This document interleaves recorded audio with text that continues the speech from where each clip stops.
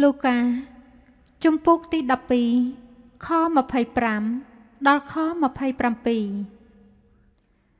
តើមានអ្នកណាក្នុងពួកអ្នករាល់គ្នាអាចនឹងបន្ថែមកម្ពស់ខ្លួនឡើងមួយហាត់ដោយសារសេចក្តីខ្វល់ខ្វាយបានឬទេដូច្នេះបើការតូចបំផុតពុំអាចនឹងធ្វើបានទៅហើយនោះហេតុអ្វីបានជាចង់ខ្វល់ខ្វាយពីការឯទៀតធ្វើអី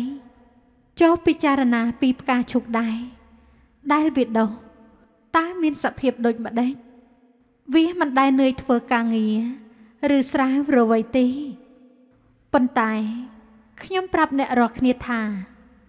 សូម្បីតែលួងសាឡូមោនក្នុងគ្រាដែលមានគ្រប់ទាំងសេចក្តីរុងរឿងរបស់ទ្រង់នោះមិនបានតែងអង្គ